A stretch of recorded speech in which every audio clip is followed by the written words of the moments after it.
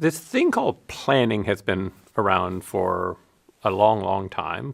People would plan out the activities they're going to engage in. More recently, has been a discipline called strategy. People have put those two things together to call something strategic planning. Unfortunately, those things are not the same, strategy and planning, so just putting them together and calling it strategic planning doesn't help. What most strategic planning is in the world of business has nothing to do with strategy. It's got the word, but it's not.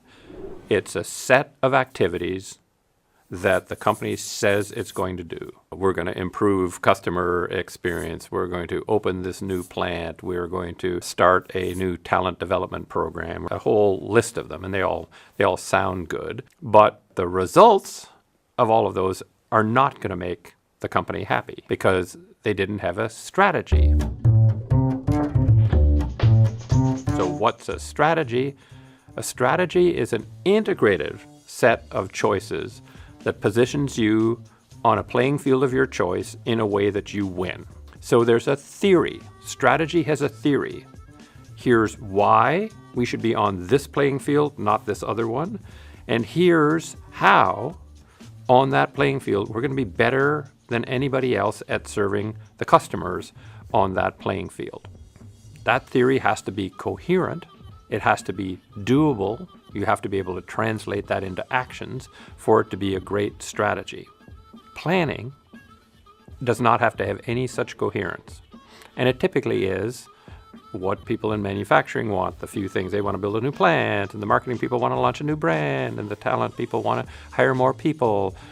There tends to be a list that has no internal coherence to it and no specification of a way that that is going to accomplish collectively some goal for the company. See, planning is quite comforting. Plans typically have to do with the resources you're going to spend.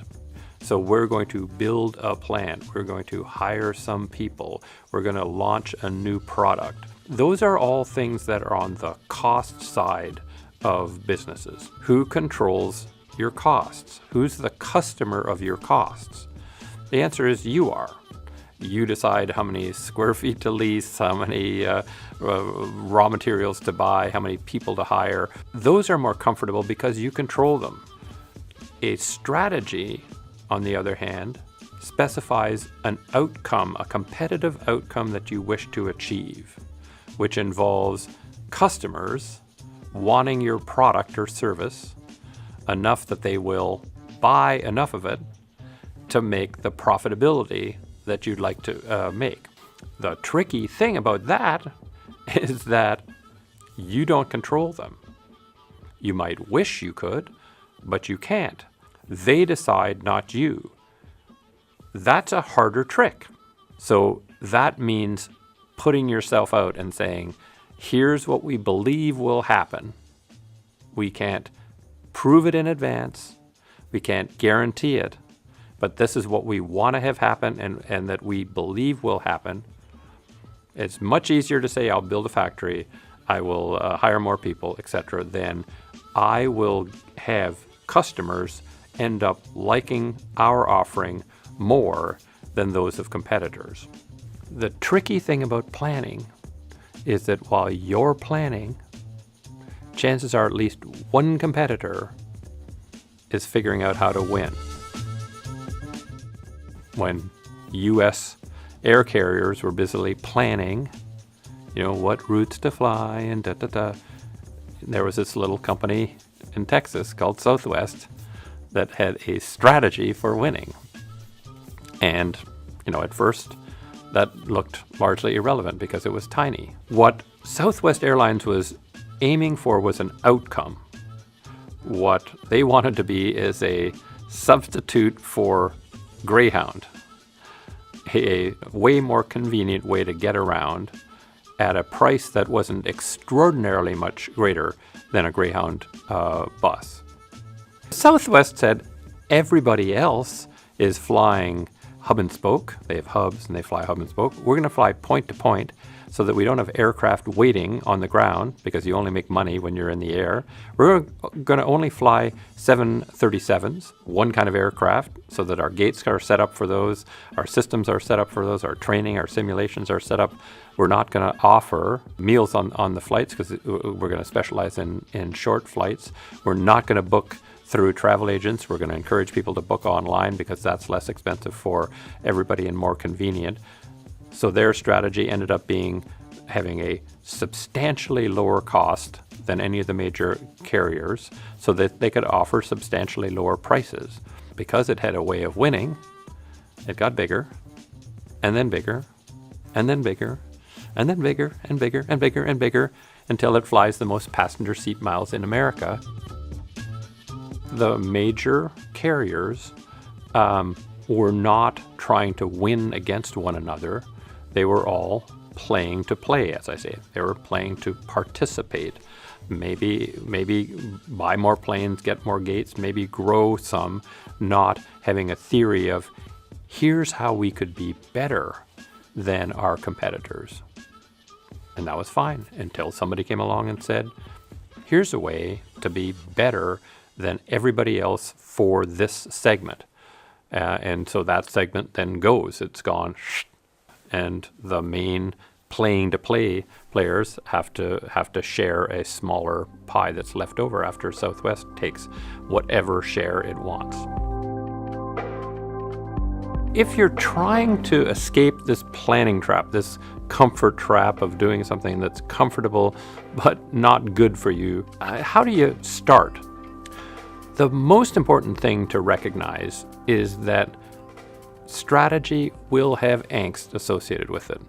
It'll make you feel somewhat nervous, because as a manager, chances are you've been taught you should do things that you can prove in advance. You can't prove in advance that your strategy will succeed. You can look at a plan and say, well, all of these things are doable. Let's just do those because they're within our control, but they won't add up to much. In strategy, you have to say, if our theory is right about what we can do and how the market will react, this will position us in an excellent way. Just accept the fact that you can't be perfect on that and you can't know for sure.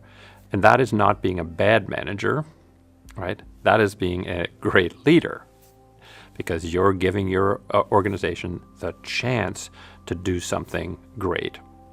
The second thing I do is say, lay out the logic of your strategy clearly. What would have to be true about ourselves, about the industry, about competition, about customers for this strategy to work? Why do you do that? It's because you can then watch the world unfold, right? And if something that you say is in the logic that would have to be true for this to work is not working out quite the way you hoped, it'll allow you to tweak your strategy. And strategy is a journey. What you want to have is a mechanism for tweaking it, honing it, and refining it so it gets better and better as you go along. Another thing that helps with strategy is not letting it get overcomplicated. It's great if you can write your strategy on a single page. Here's where we're choosing to play. Here's how we're choosing to win. Here are the capabilities we need to have in place. Here are the management systems. And that's why it's going to achieve this goal, this aspiration that we have. Then you lay out the logic, what must be true for that all to work out the way we hope. Go do it and watch and tweak as you go along. That may feel somewhat more worry-making, angst-making than planning, but I would tell you that if you plan, that's a way to guarantee losing. If you do strategy, it gives you the best possible chance of winning.